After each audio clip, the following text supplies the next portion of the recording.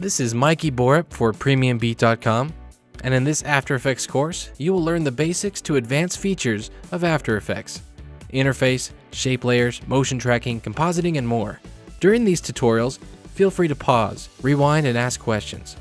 I will be using After Effects CC version 12.2, but most of the techniques learned can be used in older versions.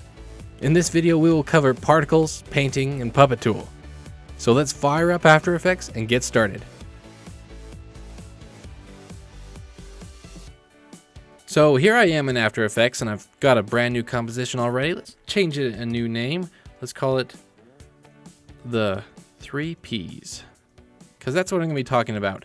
And when I mean the 3 Ps is there's 3, I wouldn't really call them effects because they're not like your normal typical effects, but they're more bigger features of After Effects, and they all start with 3. That is particles, painting, and the puppet tool. So let's start with particles, show you how the particle systems work and kind of what you can do with it, and then we'll move on from there. So the particle system is technically an effect because you have to apply it to a layer. So let's go add a new solid layer, and let's go to Effect, Simulation, and there's a couple of them here. There's Particle Systems 2, there's Particle World, there's Particle Playground. For general things, I like to use Particle Systems 2. So let's click on that, and what it is there's an emitter in the middle, and it's just spitting out particles everywhere. And this is your default look, is like this. But let's go in and let's do some keyframing. So if I come into the effects, to Particle Systems 2, into the producer, and then keyframe the position, I can move this around, and you can kind of see how particles work. And let's play through that. And you can see how they are always going to be moving out of that producer, wherever that is. Let's go up and reset this.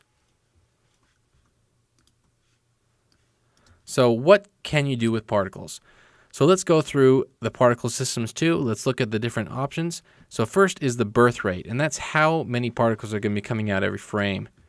So if I bring this up to 26, see how it's a lot thicker than if I bring this down to 0.2, then there's just a little bit of particles coming out. So that's the birth rate. And we again, all of these things are keyframeable. So for instance, I can come up here, have this set at 100 on this first frame, and then I'm going to move forward 1 frame. That's page down on the keyboard to move forward 1 frame. And I'm going to set that to 0, and this is going to look like an explosion. I'm going to move forward actually 2 frames. And you can see how that looks like an explosion. Now with that explosion, let's maybe do some more tweaking. I can change the longevity. So let's change this to 0.5. And what's going to happen is they're going to disappear sooner. Let's change this to 0.1. 0.2. See how that works? Let's go back to 0.5. Okay. Next, there's the producer. The producer is the position. So I can have this in different spots. I can have different size.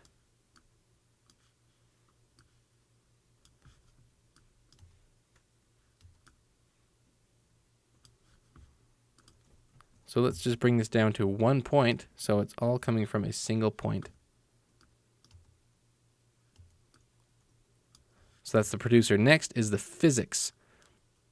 So if we go into the physics tab, there's some preset animations here, but let's just kind of go through. Velocity is how fast they're going to be moving away. So if I increase the velocity, it's going to explode really fast. Let's bring that velocity down. There's also the gravity. So are they going to fall? If I do a negative gravity, they're going to fall up. Or if I have 0 gravity, it's going to be, everything's going to move out in the same direction without it falling down. So if I have lots of gravity, you can see everything is kind of falling down. So that's the gravity. So this is kind of looking like a cool firework going on. And there's resistance. So say it's going through some thick air or, simulate underwater kind of a thing, it's going to be resistance to go through. You can change the direction of things. So that's in the physics. Now let's go a little bit more. Let's go down to the particle itself. And right now it's set as a line, but I can switch this to a star.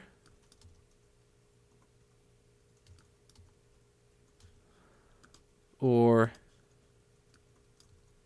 a faded, a shaded sphere, a faded sphere, a bubble.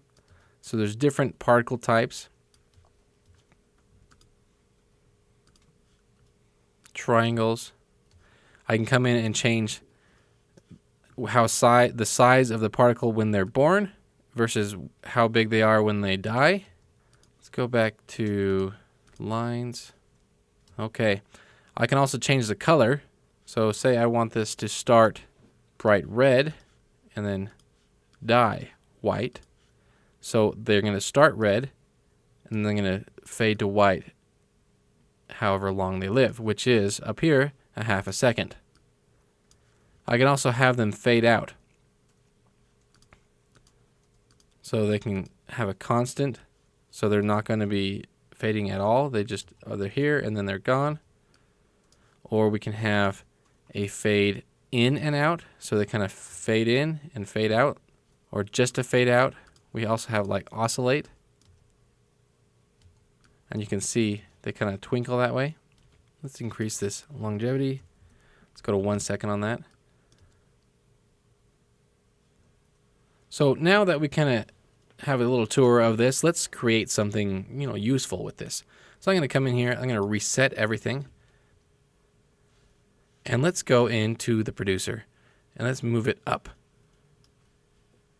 And let's make it really wide. Let's take the velocity down to 0. So it's kind of just raining down. Have a lot less gravity. We want these things to be going slower. Bring the resistance up. Longevity.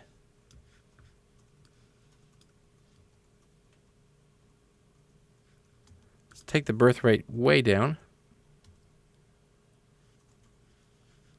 And we got kind of an interesting look here. Now let's change the particle type to like let's do a faded and shaded sphere. Have the size a lot bigger. And as you see, it always starts at the beginning of the layer. So if I want this to be on all the time, I need to move my playhead over to where it's on, and let's just drag this way and then extend it out. And so what I have here now is I've got kind of this look, and it might be a good background. So let's maybe take the gravity down even a little bit more. Let's bring the birth size up even bigger. Let's change the colors.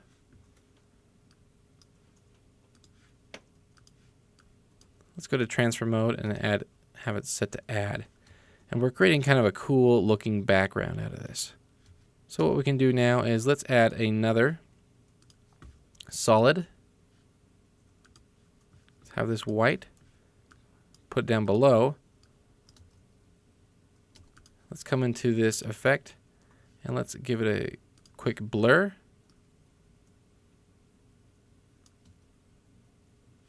Let's repeat the pixel edges. And then let's add in our text on top of this. Let me write something cool.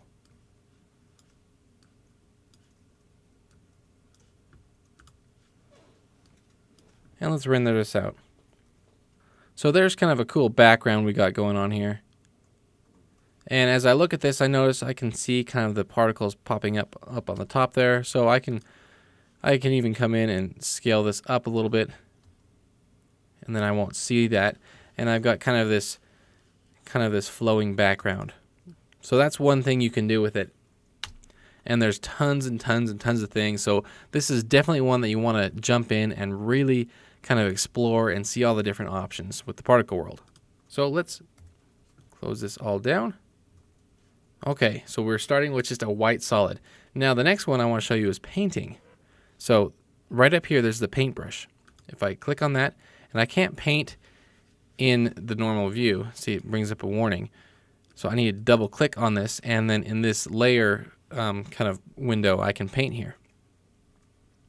So let's bring the playhead to the beginning. So I'm going to paint a circle, but I don't want to do that yet because right there, it's going to paint white, and I don't want to paint white on white. So this is my, I can change the color. Up here, it says brushes. I can change the size of my brush. So let's 13. I can even make that even bigger. So I can paint, and then what happens is when I come back over here to the composition, let's go down onto my layer, into my effects, there's now a paint effect. And you can see this brush, and I've got stroke options, so I can, after I paint, I can come in here, I can change the color, I can change the diameter, I can even change the hardness, roundness, different things like that, and the spacing. So how the paint works is it's actually creating lots of dots, and you just have them spaced really close together so it looks like a single line. Now the fun part is I can actually animate this painting on with this start and end. So if I keyframe the end, move forward, go to the end, and then we can animate this painting on. Pretty cool. So what can this paintbrush be used for? Well, let's create a scenario here. Let's bring in some text. Let's make sure we can see it. Hi. When anyone is at a loss for words of what to write down, for some reason it's always the word hi. I don't know why. So now let's go in and let's paint this. So let's paint the letter, or let's paint the text. So I'm going to get my paintbrush tool. And in order to paint this, we actually need to pre-compose this. So I'm going to come in, Command-Shift-C. It'll pre-compose my text. I want to move all the attributes over. Yep. Now let's come in, grab my paint, and let's get this so we can paint. So what I'm going to do is let's bring my diameter up as large as it'll go. And I'm going to paint just like this. And that's it. Now let's go back over to the footage. Let's go to the effects, paint, and you can see there's 4 brush strokes because I did 1, 2, 3, 4. So I can come in, let's come to the stroke options. We want to start with brush 1, and then we want to go brush 2. And I'm keyframing these. Brush 3.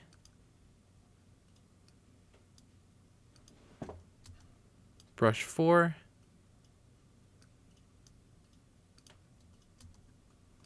Okay. Now what we can do is let's close all this down. I'm going to go into this composition. Let's take this text. I'm going to copy it, or actually I'm going to cut it. Let's put it in here. And then what I want to do is I'm going to change my toggle switches and modes. I'm going to go to alpha matte.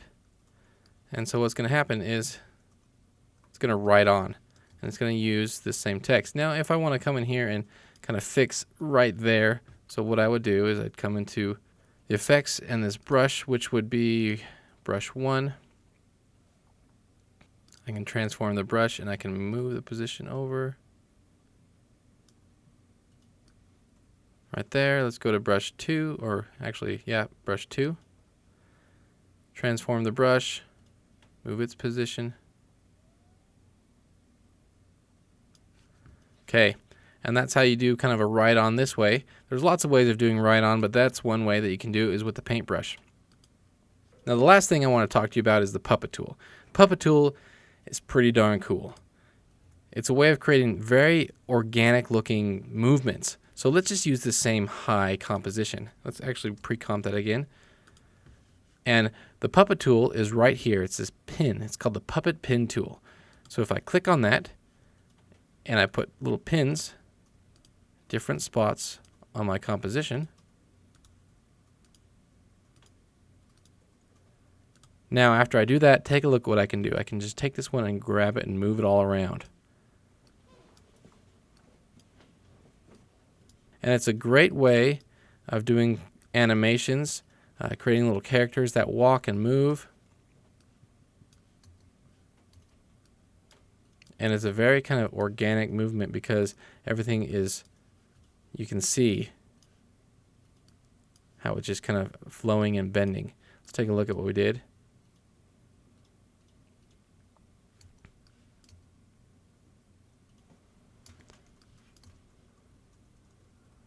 So right there, that's cool. Now, some things we can do with this. Let's do something fun. So let's have some text in here. Let's call it fast. And I'm going to pre-compose this because if you don't pre-compose your text, then the puppet tool will only work on one. Right? It's not going to work on everything, and I want it to work on all of them together. Now, I'm going to do something with this word fast. And what I want to do is I'm going to duplicate this white solid, and then I'm going to take the second white solid and the word fast, and I'm going to pre-compose them all together. So I want After Effects to see this as one solid piece of footage, because if there's any sort of transparency, After Effects will treat the puppet tool with it differently. So I'm going to grab this, I'm going to pin twice, and then pin one up at the top. I'm going to hit P on my keyboard, and I'm going to take this pre-composition, keyframe the position, go back 5 frames, grab my selection arrow, and then move it here. Let's turn this white back on. And then what I want to do is after it hits here, let's grab my puppet tool again. And every time you add a puppet tool, it's going to add an effect here. And see, I've got these meshes, and it's this, and when I select the different puppet pins, you can see they're highlighting, and so I've got puppet pin 3 highlighted, and it's the one up here. So right here, as it hits, right where it hits there, I'm going to move forward 2 frames, back 2 frames, forward 2 frames, back 2 frames. And then I'm going to come in, copy this original pin, and then paste it to make sure it's in the exact same spot. As this comes in, you can see it's got kind of a fast, jiggly look to it. And it's not just moving back and forth. The whole text is actually moving. So let's come in, turn on motion blur, which is this right here. Turn on motion blur right there.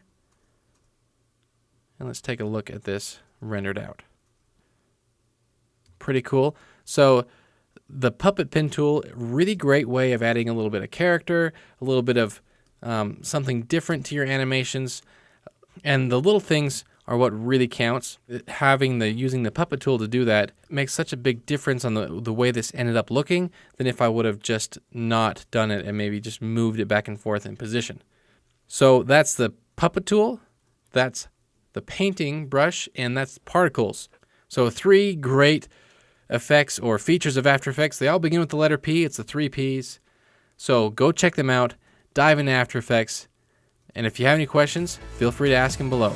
Thank you for watching and participating in this course. Feel free to comment and share this video with others. In our next video, we'll be talking about advanced expressions and rigging, controllers, and presets. Again, this is Mikey Bort for PremiumBeat.com. Thanks for watching, and we'll see you next time.